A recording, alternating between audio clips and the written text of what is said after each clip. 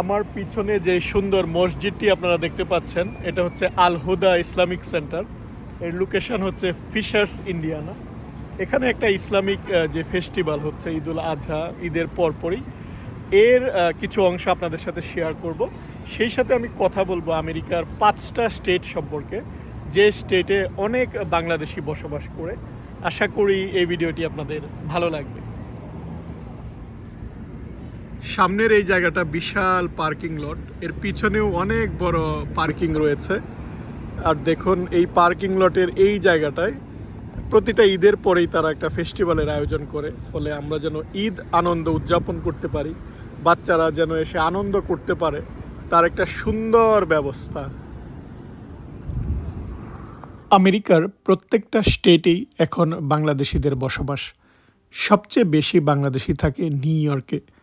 New ইয়র্কের যদি Jackson height, Jamaica, Brooklyn কিংবা ব্রোঞ্জ এই এলাকায় যান তাহলে মনে হবে যে একটা বাংলাদেশ, কারণ এখানে প্রচুর চাকরি।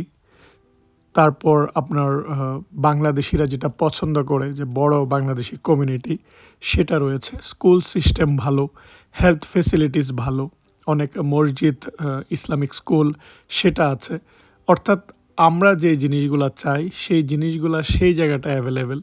অনেকেই চায় বিকেলবেলা বাসার সামনে একটু রেস্টুরেন্টে বসবে, আড্ডা দিবে, বা হাঁটার দূরত্বে মসজিদ থাকবে। এই সকল ফেসিলিটিস রয়েছে নিউ ইয়র্কে। তাই নিউ ইয়র্ক অলমোস্ট আপনার একটা মিনি বাংলাদেশ, বা জ্যাকসন হাইট সেই জায়গাটায় গেলে আপনার মনে হবে যে আপনি বাংলাদেশেই আছেন। 2 নম্বরে যদি বলি যে সবচেয়ে বেশি বাংলাদেশি থাকে মিশিগান স্টেটে, ডেট্রয়েট মিশিগান, এই এলাকাতে যদি আসেন তাহলে প্রচুর বাংলাদেশি পাবেন। নিউ ইয়র্কে যেমন বাড়ির দাম অনেক বেশি, যারা অনেক আগে আসছে তারা খুব সহজে সেটেল হয়েছে, এখন সেই তুলনায় কঠিন। তাই আপনি যদি নিউ ইয়র্কের সাথে কম্পেয়ার করেন তাহলে মিশিগানে লো কস্ট হাউস সেটা রয়েছে, ফলে অনেকেই সেটেল হওয়ার জন্য মিশিগানে আসে। এখানে আবার বাংলাদেশি কমিউনিটি রয়েছে, অটোমোবাইল যেই জবস বা ইন্ডাস্ট্রি যে জব সেটা আছে, ইসলামিক এনভায়রনমেন্ট আপনি যেটা চান সেটা মিশিগানে রয়েছে। ফলে আপনি যদি ফেসিলিটিসের কথা চিন্তা করেন, নিউ ইয়র্কে আপনি যেই জিনিসগুলো চাচ্ছেন ম্যাক্সিমাম জিনিসগুলো এই জায়গাটায় পাচ্ছেন। আবার সাধ্যের মধ্যে আপনি বাড়ির মালিক হতে পারছেন। ফলে মিশিগানে কিন্তু কন্টিনিউয়াস মানুষ মুভ হচ্ছে, বিশেষ করে বড় শহর থেকে। 3 নাম্বার যদি বলি সেটা হচ্ছে টেক্সাস। ডালাস টেক্সাস কিংবা হিউস্টন টেক্সাস বা অস্টিন টেক্সাসে প্রচুর বাংলাদেশিদের বসবাস। এখানে আইটি জব রয়েছে, এখানে হেলথ কেয়ার যে জব সেটা রয়েছে। আবার বাড়ির দাম তুলনামূলকভাবে কম। স্টেটে কোন যে ট্যাক্স বা নো স্টেট ইনকাম ট্যাক্স, আপনাকে কোনো ট্যাক্স দিতে হবে না। আবার ব্যবসার জন্য এটা একটা ভালো জায়গা। বিকেলবেলা আমাদের একটা এমনিতেই পিকনিক ছিল, ঈদ গ্যাদারিং, একটা পার্কে আসছি, খুব সুন্দর পার্ক। সেই পার্কের এনভায়রনমেন্টও থাকবে এই ভিডিওতে। আশা করি এর সৌন্দর্য আপনাদের ভালো লাগবে। সব ধরনের সুবিধা সবগুলা স্টেটে থাকে না, কোনোটাতে এক ধরনের সুযোগ সুবিধা বেশি, অন্যটাতে হয়তো অন্য ধরনের সুযোগ সুবিধা বেশি। যেমন আপনি যদি এই জায়গাটা থেকে পড়ালেখা করেন, বা আপনি যদি আইটি জব করতে চান, আপনি যদি টেকনোলজিক্যাল অ্যাডভান্সড কোনো ডিগ্রি থাকে, তাহলে আপনার জন্য ক্যালিফোর্নিয়ার এলএতে প্রচুর বাংলাদেশি রয়েছে। লিটল বাংলাদেশ রয়েছে, সেখানে বাংলাদেশি সব কিছুই আপনি পাবেন। ভালো এডুকেশনের জন্য যে ভালো ইউনিভার্সিটি সেটা রয়েছে, স্যালারি অনেক ভালো। তাই অনেকেই কিন্তু ক্যালিফোর্নিয়ায় থাকে। ক্যালিফোর্নিয়ায় বাংলাদেশিদের যদি অবস্থান দেখেন তাহলে 4 নাম্বার স্টেট যেখানে প্রচুর বাংলাদেশি থাকে। কিন্তু যেহেতু স্যালারি বেশি, ওখানে খরচও বেশি, বাড়ির দামও বেশি। যেহেতু সবাই ওখানে ভালো ভালো চাকরি করে, সেখানে সিলিকন ভ্যালি রয়েছে, ফলে আপনাকে ওই খরচের চিন্তাটাও করতে হবে, বা ইনকাম যেমন হবে খরচটাও কিন্তু তেমন রয়েছে। যাই হোক, 5 নাম্বারে রয়েছে ভার্জিনিয়া। ভার্জিনিয়ার এর কারণটা হচ্ছে যেটা ওয়াশিংটন ডিসির কাছে। ওয়াশিংটন ডিসি, এখানে অনেক সরকারি চাকরি রয়েছে, আইটি জব রয়েছে, ফ্রেন্ডলি একটা state Virginia state. School system ভালো, অন্যান্য যে ফেসিলিটিস সেটা তো ম্যাক্সিমাম স্টেটগুলোতেই কমন, যেমন ভালো স্কুল সিস্টেম, ভালো হেলথ ফেসিলিটিস।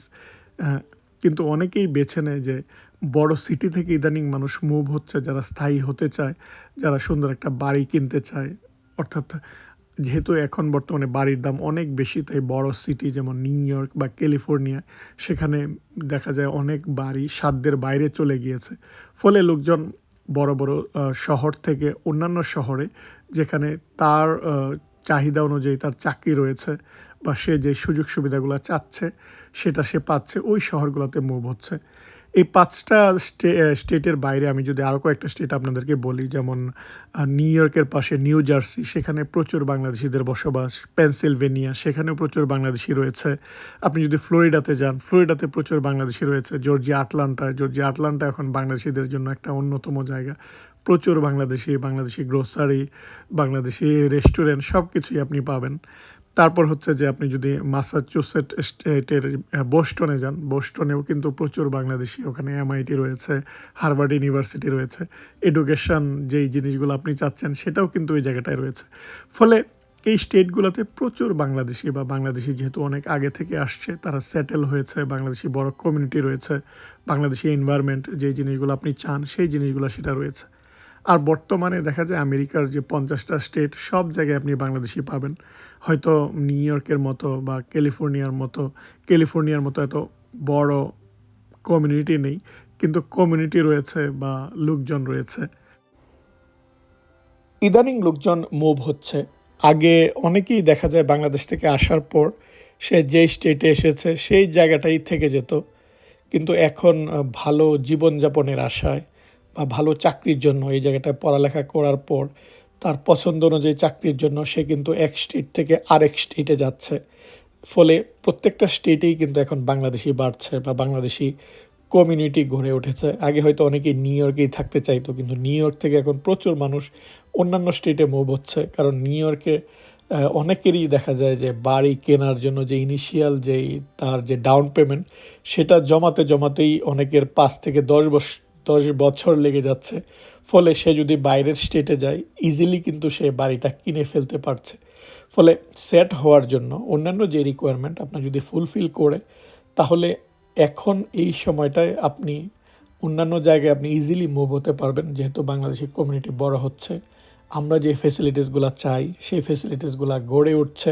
ফলে এটা খুব কঠিন সিদ্ধান্ত নয়। অনেকেই ইদানিং যেহেতু মুভ হচ্ছে, তাই আপনি চাইলেই সেই সিদ্ধান্তটা নিতে পারবেন।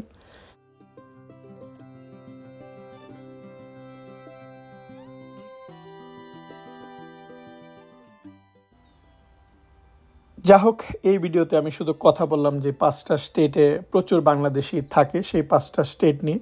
আশা করি এই ভিডিওটি আপনাদের ভালো লেগেছে। পরবর্তী ব্লগ দেখার আমন্ত্রণ জানিয়ে আজ এখানেই বিদায় নিচ্ছি। আপনারা ভালো থাকবেন। আল্লাহ হাফেজ।